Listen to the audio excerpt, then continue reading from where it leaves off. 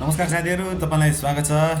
अनि आज चाहिँ मैले एउटा एल्बमको रिभ्यू लिएर आएको छु। एल्बमको नाम छ ब्लन्ड बाई हाम्रो प्रिय फ्र्याङ्क ओसन।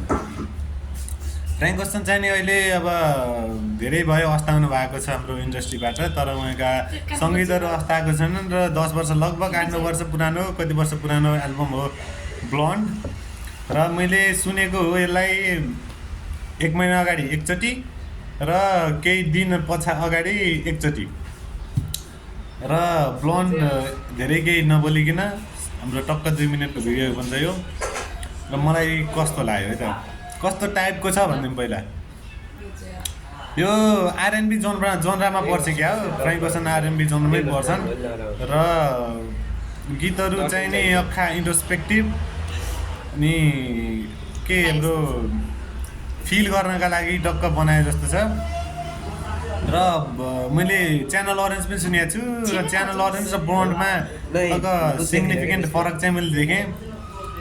र ब्लन्डमा के रहेछ भन्दाखेरि यो कुरा मलाई धेरै राम्रो लाग्यो कि गीतहरूको बिचमा ग्याप, जुन एउटा लाइन भन्थ्यो त्यसपछि विदाउट म्युजिकको ग्यापहरूले चाहिँ नि अख्खा राम्रो बनाइदियो कि अख्खा रिलेट गर्नलाई, सोच्नलाई, ओभरथिङ्क गर्नलाई टाइम दियो जस्तो लाग्यो। र मेरा फेभरेट सङहरू है त, त्यसमध्ये हाम्रो टप 5 सङहरू कुनै अर्डरमा होइन, त्यही पनि टप 5: व्हाइट फेरारी, नाइकी, आइडिवाई, गड स्पिड, अनि तिनै हुन्। अझै नाम बिर्सेँ यार मैले। त्यस्तै छन् गीतहरू र गीतहरू अख्खा दामी छन्। हजुरले जहाँसम्म सुन्नै पर्ने आर्टिस्ट हो अहिलेसम्म सुन्नु आएन भने हजुरलाई मैले सुन्नलाई के गर्छु, रिकमेन्ड गर्छु। र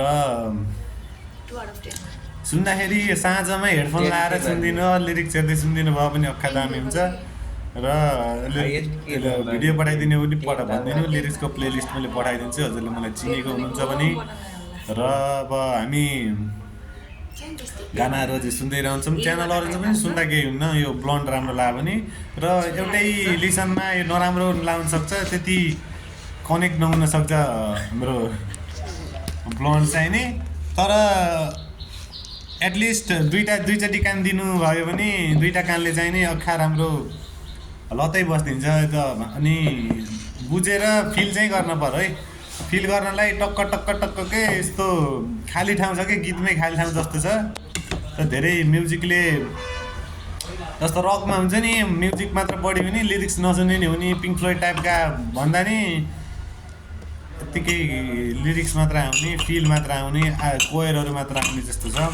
र हजुरलाई राम्रो लाग्छ होला जहाँसम्म। यस्तै भिडियोको लागि हाम्रो सुदीप भण्डारी च्यानललाई सब्सक्राइब गरिदिनु होला। हस्ता ला बिस्ता।